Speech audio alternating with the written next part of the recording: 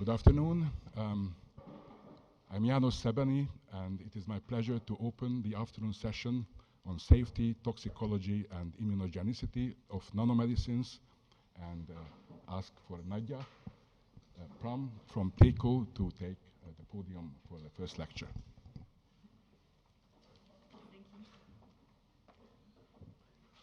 Thank you very much. It's a great honor and pleasure to commence this session, this afternoon session on safety, toxicology, and immunogenicity. And it's certainly also a challenge because the lunch was very rich, and I hope everybody had a good coffee. So I will talk about the requirements of testing in immunogenicity and safety. And I will start with a few of the pharmaceutical industry on this matter. And as you all know, the development of a new drug, including nanomedicine, is going into different phases. And we have, of course, here a first phase, which is the discovery phase that has, let's say, moderate costs. It starts to become more expensive when we come to the transition phase from the preclinical to the clinical trials, and it becomes really expensive when we go into patients. We can calculate with costs between 3,000 and 8,000 euros per patient. And so when we see then also the success rate of lead candidates and hits from the beginning, here is an example where we have around 24 hits, and then we see at the end we have only one drug that is efficiently launched, then we know that it's very expensive. So what are the reasons why we have such a high failure rate? And if you look at publications, and I found this publication very interesting, it's from 2004, and it's comparing data actually from 1991 and 10 years after 2001. And interestingly, 1991, we had primarily issues here with the bioavailability and pharmacokinetics, and that has tremendously changed also due to new drugs, particularly also nanomedicine, where we have new delivery formats, new administration possibilities. However, we see that still the efficacy here is causing a failure rate around 27% of the drugs fail here. And we have even an increase of drugs that fail safety and toxicology. And this is also because we want to develop more efficacious and therefore more potent drugs, which have at the same time, of course, higher toxicology risks. Looking at this a little bit more in detail, and this is also an interesting publication that reviews different authors that have looked at the different phases, beginning with the non-clinical phase, phase 1 here, and including also post-marketing phase. And you see that already here in the non-clinical, we have drugs that drop out due to, for example, reasons that have toxicology background. And interestingly, also drugs that are withdrawn from the market, and you see here, you have coronary issues, and you have also hepatotoxicity problems. And here we certainly wonder why we see this when we have the drug successfully launched and brought into the market. One reason is certainly we use it into a huge patient population, but probably we have also markers that are not sensitive enough or not good enough to tell us that we have a problem already during the development of our drug. So what I found is a very interesting quote from the ex-CEO of Pfizer, Hank McKinnell, and this tells we are an industry with 98% failure rate, and the only thing we have to actually do is we have to double our success rate by dropping our failure rate by 2%. This seems to be manageable, but it's not so easy like it sounds. So what are actually the critical factors to be considered to lead to a successful drug development? So I already mentioned availability, of course, pharmacokinetics, pharmacodynamics, but also, of course, the more efficacious and let's say, the more potent a drug is, we have to look also on this side, the toxicology, immunotoxicology, immunogenicity, and Professor Szebeni will also talk about complement-activated related pseudoallergies, where he is a specialist. We will also have Professor Muglimi, who is an expert on immunotoxicology. We will have other talks that also mention then efficacy and also toxicology.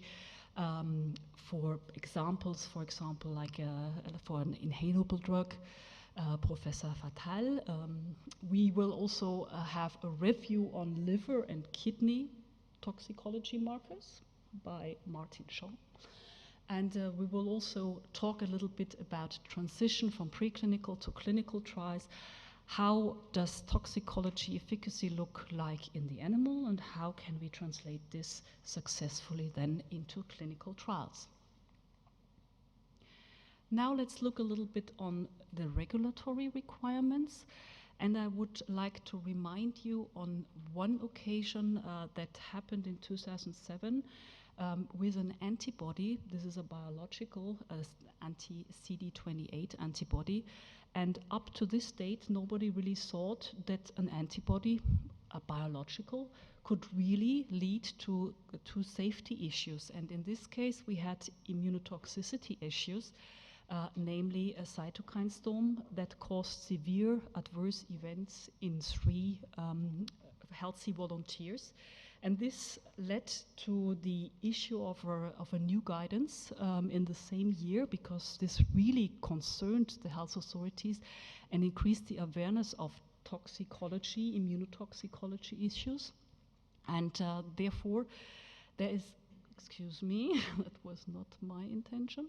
Therefore, there is now a higher awareness, actually, when it comes to new chemical and also biological entities that go in a patient. So the transition from the preclinical to the clinical phase has to be carefully studied. Also the type of animals that you're using, is it the relevant species? And also an in-depth risk assessment. And I think for nanomedicine, there is certainly always the risk, even if you develop now a drug that is already on the market, but you modify it, for example, by using a carrier molecule, liposomes or other magnetic particles, whatever, you have to be aware that this could increase the safety issue for a patient, and therefore this guideline is certainly also very applicable to nanomedicine. And as this antibody caused severe immunotoxicology issues, I also want to bring to the attention this guidance for industry from the FDA and CDER that is talking about the evaluation of new investigational drugs.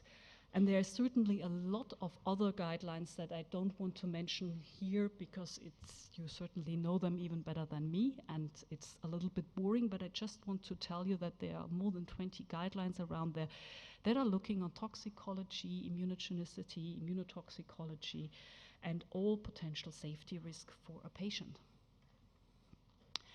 So how can we really increase now the success to develop drugs? And what is, of course, also a common goal, and this is a common goal of health authorities and pharmaceutical industry, namely that we have safe, efficacious, and also affordable drugs, because you have seen what it costs to develop a drug with this high dropout rates.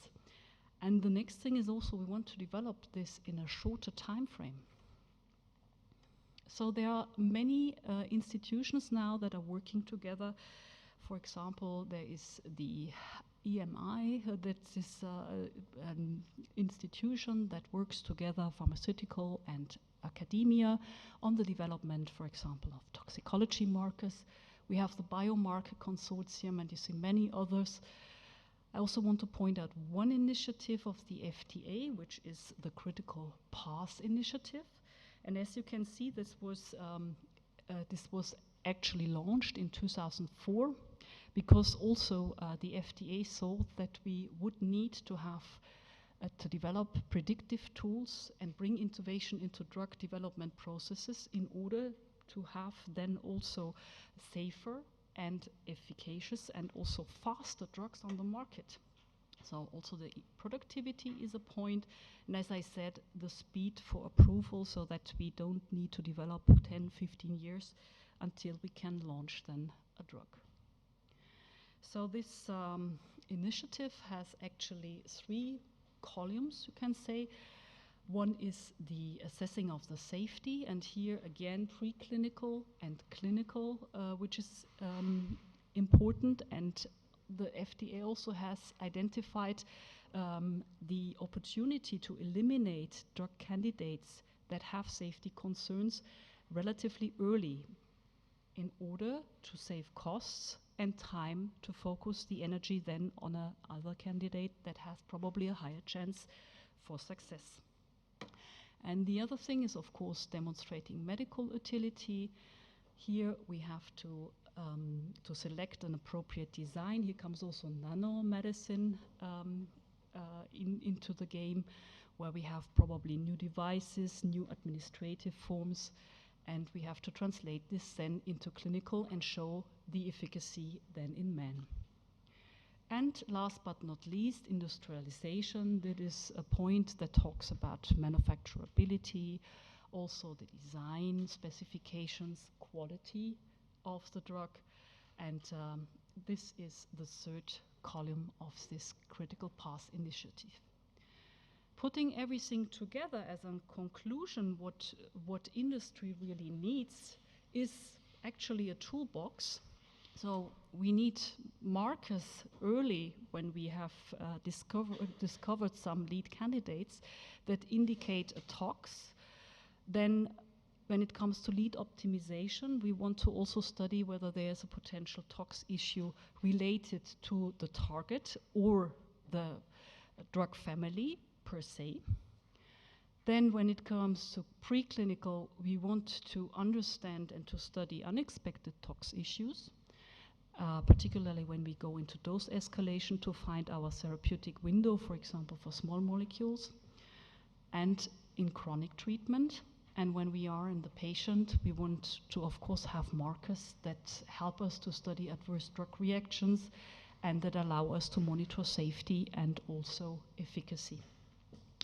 So while we are doing that, we also gain, of course, knowledge, and this hopefully translates then into better markers that we can use then potentially for a 2nd round if our drug fails, because there is certainly a lot of drugs that have been withdrawn from the market or failed development because we have not really understood the mechanistics of toxicology and safety issues. And by increasing the understanding here, we could also find then potentially a solution to bring drugs better into patients in a safe way.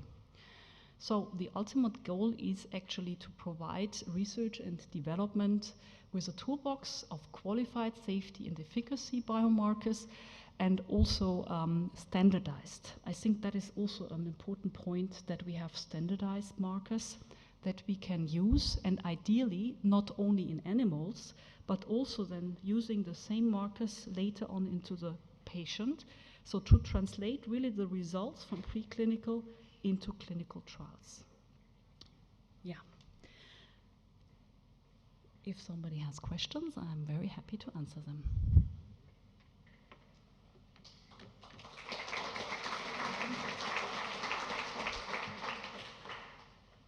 Yes, please. Please use the microphone. One thing you said that these has to be done in a shorter span of time. I mean, the development of the drugs. That is a dream. Yeah, of course, because I think one of the most important toxicological parameter is the teratogenic studies, which is itself a time-consuming study. That's true. So without the teratogenic study, a drug cannot come into the market because you don't know what happens to the 2nd or the 3rd generation. So how can that time factor be resolved, because that takes years? And we always do the experiments in the experimental animals, which is completely different from the human basis. So teratogenic studies, and not only nanomedicines, we are also using nano-cosmetics, so which is having a long-term exposure on human body. And owing to the factor not all nanoparticles are polymeric, there are metal nanoparticles which have higher retention in the body, which is already there in the literature. So these affect the teratogenic basis of an animal. So that is a very time-consuming thing. So how can that be bridged into a shorter span of time? That's indeed one of the challenges. There are also guidances out there now that talk about in silico methods already predicting immunotoxicity, immunogenicity, that can help probably to make drugs safer already from the design. But for nanomedicine, I have to admit that I have not seen many examples because it's so particular. I have seen a lot for antibody therapeutics, for example.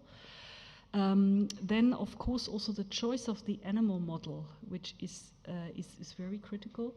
So here, probably transgenic models could be a solution to be closer to the patient. But I always say the proof lies in eating the pudding, and if you are not a human, you have not really shown that the drug is safe. That's true. But these are ideas, and also supported by health authorities, how we can speed or, let's say, reduce time to market. Any more questions? Nadja, if nobody else, then I'd like to ask that how could we reconcile this apparent controversy between increasing cost and increasing number of tests required, and also the tragic failure, the very high failure? Yeah. So, all right. Question was how to reconcile this controversy between increasing cost and increasing number of tests required, and also the very high failure rate of medicines prepared for submission. I think one solution is certainly we are improving more and more our technologies also for assay development. We have more sensitive method, and I think one crucial thing is also a standardization of markers. What happened long time is that every company developed their own markers, and so there are of course learning lessons. And now with the new initiatives and the organizations, I have the feeling that this knowledge is better shared, which hopefully at the end leads also then to define markers so that we can come up with a panel of, for example, liver and kidney toxicology markers, and probably Martin can also outline this a little bit better. Also markers that can be used in animals as well as in human beings. I think this is also a knowledge basis that we have to build up, and we have to combine our energies and also the force to work on that, and that may reduce long-term the costs. Okay, thank you. Well, then my next